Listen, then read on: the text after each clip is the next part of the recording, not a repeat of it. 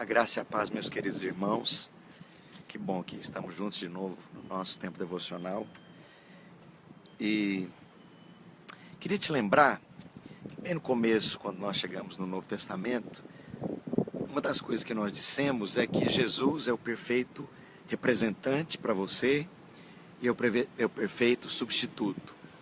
Nele, Deus fez habitar a plenitude de todas as coisas, o cumprimento de toda a justiça e a quitação de toda dívida que você e eu tínhamos em relação aos pecados e à nossa natureza pecaminosa. E tudo que vale para Jesus, vale para você. Por isso ele recebe o nome de primogênito, ele é o primeiro.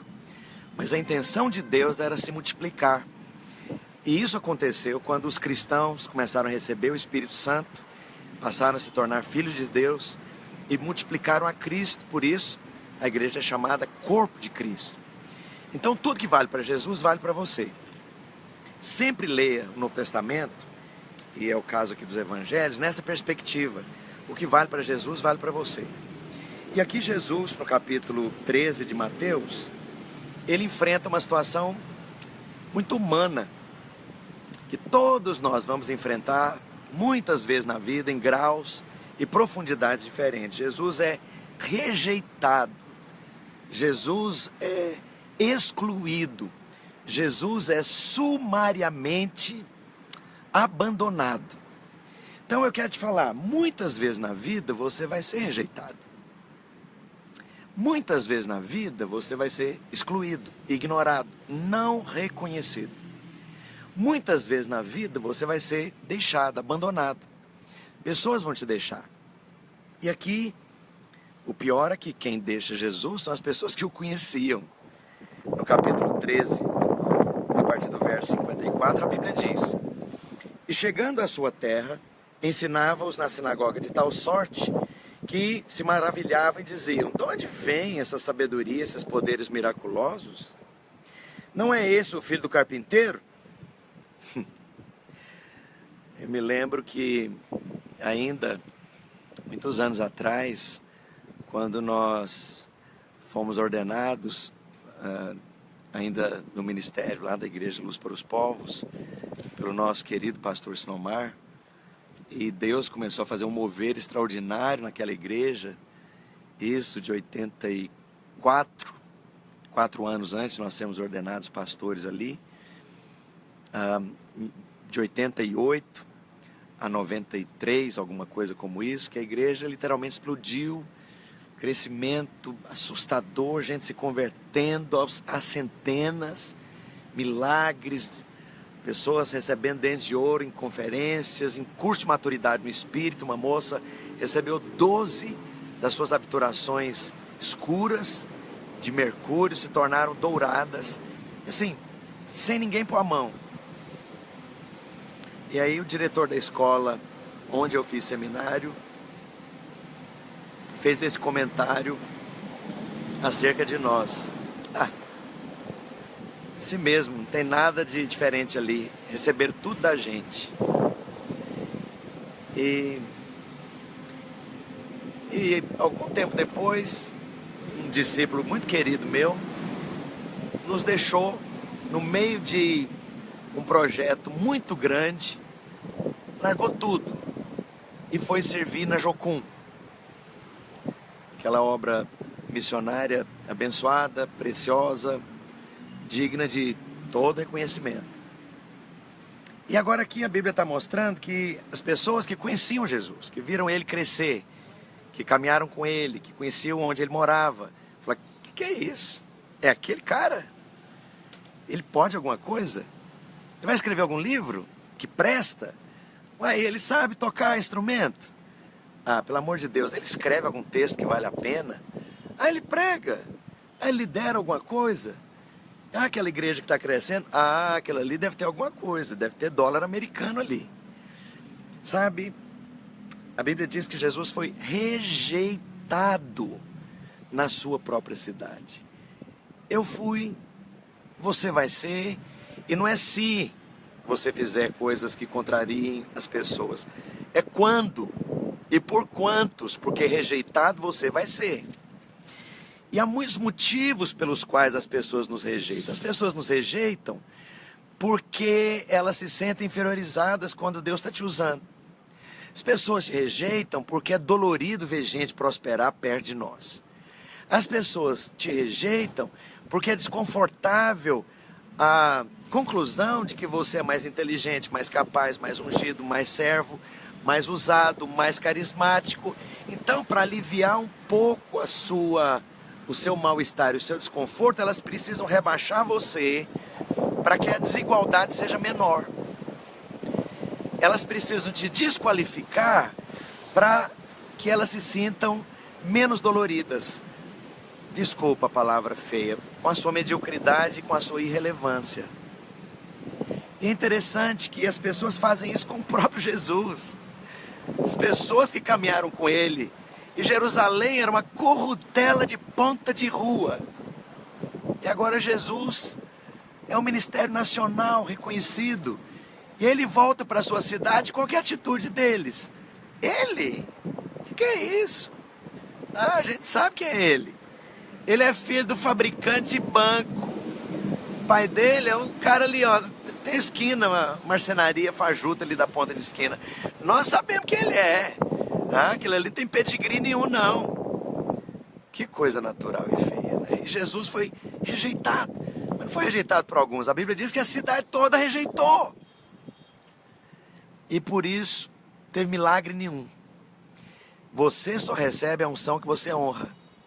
A unção que você desonra, não apenas você não vai receber, mas você fechou o céu sobre a sua vida por conta desse espírito de orgulho, arrogância. E Deus mesmo está colocando uma pedra de tropeço na sua frente. A pedra de tropeço é usar o carpinteiro de Nazaré. A pedra de tropeço é usar seu primo. A pedra de tropeço é usar seu irmão mais novo. A pedra de tropeço é usar alguém que não fala português direito. Nós vai, nós fica, fumo e vortemos. É usar o pastorzinho lá da Assembleia de Deus, da vila, lá na periferia da cidade. O cara nunca fez seminário, mal sabe escrever, mas a glória de Deus está lá. Enquanto na sua igreja suntuosa, com seu povo, tudo com um pós-doutorado, o Espírito Santo não cura nem gripe. Deus mesmo vai resistir. E Nazaré é o ambiente dessas pessoas intelectualizadas, do evangelho caviar, do evangelho intelectual. E tem um pastor aqui em São Paulo, e por acaso eu estou aqui em São Paulo, ele é um irmão de Deus, ele escreveu um livro há uns anos atrás, que eu li, né, gostei tanto. E agora ele entrou numas que só tem pregação contra os outros. Ele fala o tempo inteiro daquele que está errado nas outras igrejas. Eu fico pensando, que tipo de gente que ele atrai? É só gente ferida com outras congregações, com seus líderes, com as suas experiências evangélicas. E não é que não tem abacaxi, porcaria e lixo no meio evangélico, não, tem muito. Mas eu fico pensando, ser ovelha de um pastor desse é nunca ser alimentado, porque nunca vai ter comida na casa. O tempo todo ele é uma metralhadora giratória criticando o que é feito nos outros lugares. E de novo, não é que tem coisa errada, não, tem muita. Mas eu vou fazer disso meu tema. Eu vou deixar de alimentar o meu povo, os meus filhos, as minhas ovelhas, para tentar consertar o que eu não vou consertar. Porque eu não estou na posição de consertar as igrejas lá fora e as aberrações lá de fora. Jesus, então, de uma maneira simples, bonita, discreta, sai de Nazaré. E essa foi a última chance que aquele povo, imbecil, teve de ver algum milagre ou de encontrar o próprio Messias, a fonte do maior mover de Deus na história de Israel. Mas na sequência, olha só, essa humanidade de Jesus de receber o golpe, o impacto de ser criticado, avaliado negativamente, não reconhecido e rejeitado. Agora, no capítulo 14, por esse tempo, ouviu o tetrarca Herodes a fama de Jesus e disse aos que o serviam: esse é João Batista, ele ressuscitou dos mortos, e por isso nele operam forças miraculosas. Porque Herodes, havendo prendido e atado a João, meteram no cárcere por causa de Herodias, mulher de Filipe, seu irmão. Pois João lhe dizia, não é lícito possuí-la. E aí, resumindo aqui o texto, Herodes manda decapitar João. E agora Jesus sofre um outro golpe. A perda e a dor de perder o maior referencial ministerial. De perder um ente querido. De perder uma pessoa próxima. De perder apoio. De perder alguém que o amava. Que o reconhecia. Que o servia. Que o apoiava. Na sequência da rejeição, outro golpe. A perda e a dor da morte de alguém muito próximo. A santa humanidade de Jesus sofrendo outro golpe. Você também vai sofrer um golpe como esse. E várias vezes. As pessoas morrem. Irmãos morrem. Pais morrem. Pessoas queridas morrem. Esposa morre. Marido morre. Filhos morrem. E a santa humanidade de Jesus que nos representa, que é perfeita, está padecendo as mesmas coisas que todos nós que recebemos chuva, que cai sobre bons e maus, também recebemos. E na sequência, para completar a ópera, Jesus é pressionado por uma demanda coletiva de uma multidão de mais de 15 mil pessoas famintas. As pessoas vão demandar de você ensino, conselho, direção, amor, cuidado, perfeição, referencial. Você tem que ser referencial. Você jamais pode pisar na bola, porque a multidão que segue é a multidão que apedreja. Multidão que aplaude é a multidão que ordena, crucificam. A multidão que joga os ramos, recebendo Jesus em Jerusalém como profeta e potencial Messias, é a multidão que o rejeita, esbravejando ódio, declara, crucificam. E você vai ser pressionado por demandas, por necessidades, gente que precisa de conselho, gente que é casal que divorciou, é pessoas que não conhecem a Bíblia, é gente que é cruel, pessoas que são carnais, pessoas que demandam a sua oração, a sua presença, pessoas que avaliam como você veste, onde você vive, o que você come, como que você viaja, onde você vive, com quem que você está e o que você faz com o seu tempo. Demanda, pressão, pressão. Todo o tempo, é orar pelo enfermo, é visitar a viúva, é cuidar do órfão, é pregar uma palavra, e mais uma palavra, e alguém diz, essa palavra que você está ministrando não tem unção não, viu? Ó, você está orando muito pouco, oh, que palavra ruim. Tem gente que está pregando melhor do que você ultimamente, você não é o mesmo. A santa humanidade de Jesus, levando os mesmos golpes que você e eu vamos levar. E na sequência a Bíblia diz no verso 22, logo a seguir, compeliu Jesus os discípulos a embarcar e a passar adiante dele para o outro lado, enquanto ele despedia as multidões. E aí uma tempestade surge, eu não tenho como ler todo o texto, mas o verso 25 diz, na vigília quarta da noite, foi Jesus ter com eles andando sobre o mar. Sabe, é impossível andar sobre o mar. Ninguém anda sobre o mar. Eu nunca vi ninguém andar sobre o mar. Andar sobre o mar implica a violação gravíssima de uma lei básica de física, de funcionamento das leis naturais desse planeta. Ninguém anda sobre o mar. É impossível. Pois é, impossível mesmo. É impossível lidar com rejeição, desqualificação, ser abandonado pelas pessoas, ser deixado pelas pessoas, processar essas emoções, perder, enterrar entes queridos, enterrar seu filho. Oh, que dor! Enterrar sua esposa, perder gente próxima, ter uma multidão esbravejando, tantas vezes não entendendo que você precisa dormir, que você precisa se alimentar, que você tem necessidades, e na sequência, cumprindo o ministério, você embarca num barco furado. Furado entre aspas. Um barco que treme, trovões, trovoada, não tem facilidade nenhuma, porque você é filho de Deus, não. E porque a unção está com você, você acha que a vida vai te conduzir de maneira mais fácil? Não vai, não. E aí agora Jesus desce daquele barco e vem encontrar com os discípulos andando sobre o mar. É precisamente para isso que o Senhor nos chama.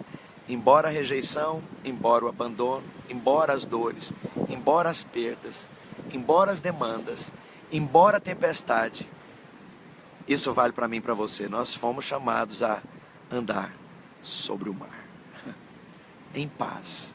O mundo está em tumulto lá fora, mas dentro de mim eu guardo a paz. Deus nos leva e Deus nos quer levar, e esse é o chamado para você, líder de célula, homem de Deus, mulher de Deus, ancião, adolescente. O chamado de Deus é que você guarde no seu interior a harmonia que só Jesus pode te dar, enquanto lá de fora estão todas essas emoções normais. Então Jesus não nos chama para ignorar nossa humanidade. Ele vive, ele veste-se dessa humanidade perfeita. E ele diz: vem viver comigo. Vem viver. É possível viver. É possível vestir-se dessa humanidade perfeita. Sem sucumbir sobre as ondas do mar. E a tempestade, e o rugido dos trovões, e os raios, e a chuva, e a ventania, e toda a desarmonia, e toda a desestruturação externa. Esses dias eu estava vendo tanta notícia ruim, tanta coisa nos Estados Unidos, tanta pressão, esse presidente que está lá e causando tanta coisa estranha, tanta instabilidade. Nós temos uma situação agora, num dos nossos ambientes mais íntimos, de consequência direta dessa política, que fez com que os agentes se tornassem muito mais duros na aplicação da mesma lei, mas muito mais duros. Isso essa ameaça, essa respiração de ameaça envolvendo as nossas igrejas. Não interessa que você tem green card. Mesmo pessoas com green card, impedidas de entrar no território americano. E tanta ameaça, e tanta coisa feia aqui no nosso Brasil. Tanto assassinato, tanta instabilidade, tantas coisas incertas. Pois é. Isso é a humanidade. Essa é a nossa humanidade que tem sangue, que pulsa. Jesus não nos chamou para abandoná-la. Mas mesmo em face a tudo isso, Ele nos chama a andar sobre o mar. E aí Pedro fala para Jesus: Senhor, se é o Senhor mesmo, manda que eu vá ter contigo. E ele diz: vem. E a palavra de Jesus para você, diante de todas essas pressões humanas, Ele chama: vem, anda comigo no meio da tempestade. Vamos andar sobre as ondas. Você vai desfrutar, você vai ver que legal que é. Ver a glória de Deus, a presença de Deus te levando a estar acima das vozes, dos trovões, das ameaças, das perdas, das dores, das rejeições, dos abandonos e das traições. Esse é o chamado de Jesus para mim e para você. Vamos andar sobre o mar? Oh, coisa gloriosa é andar sobre o mar.